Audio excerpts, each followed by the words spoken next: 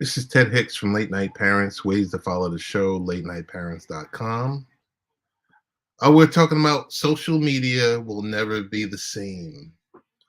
The world is still digesting the news that billionaire Elon Musk actually owns Apple. But in fact, the development marks just the latest sign that social media, as we know it, has come to an end. Twitter and the company formerly known as Facebook once dominated social media, but now both of them face uncertain futures. Twitter took on 13 billion in debt to complete the Musk deal.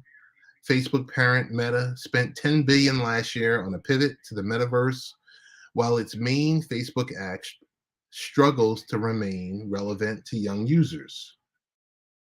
Upstart social media networks with sophisticated AI-powered recommendation engines such as short-form video site TikTok, unfiltered photo app Be Real, chat app Discord, and video streaming app Twitch are angling to stake their claims as the next social media companies to rule the world.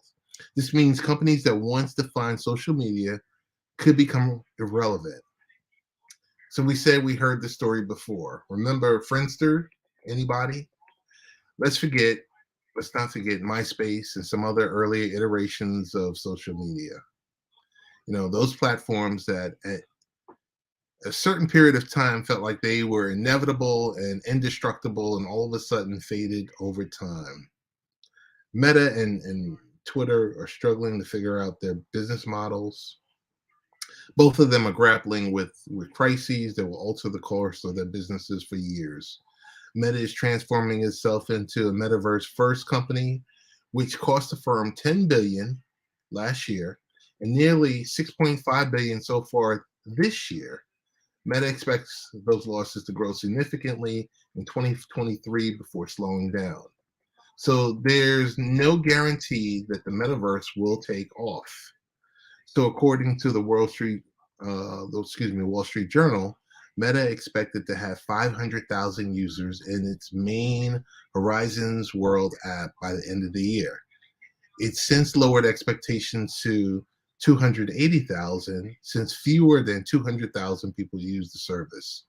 Meanwhile, Musk is trying to figure out how to properly monetize Twitter with various ideas of subscriptions, initially at $20, then $8 for verified users, to growing its other subscription service effort. ByteDance's TikTok, which features the short form videos, continues to gain on Meta and leave Twitter in the dust. So, according to data.ai, TikTok grew at a faster rate than Meta, exploding by 45% from 1.1 billion to nearly 1.6 billion between Q1 2021 and Q1 2022. So the larger Meta grew by just 5% in that same period. Twitter has just 238.7 million monetizable daily active users. Its measurement of users that it says sees ads on the platform. TikTok's growth stems in part from its AI-powered For You page, a continuous stream of short videos that match up with the user's interests that Meta is trying to replicate on Facebook. TikTok, that's kind of signaling, the power of AI when it comes to getting your attention over more primitive approaches.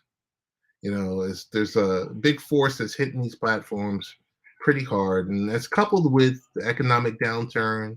It's just kind of causing, changes in both thinking and what we are really all about, and also these business models. The Be Real app promises a new kind of social media experience where users share content with friends that's meant to be spontaneous rather than the manufactured look of posts on Instagram and TikTok. That's helped push the app popularity from 756,000 downloads in January 2022 to 14.7 million downloads in September 2022.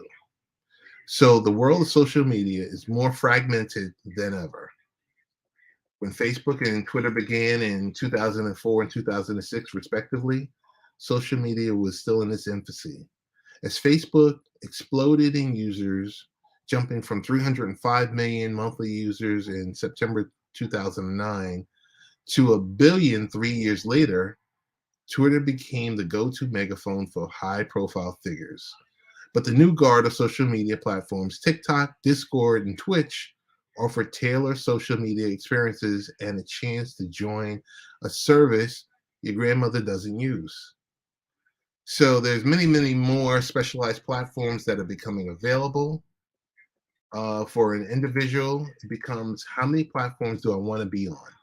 And then also, what is the kind of information I want to reveal about myself, or what are the kind of posts I want to make?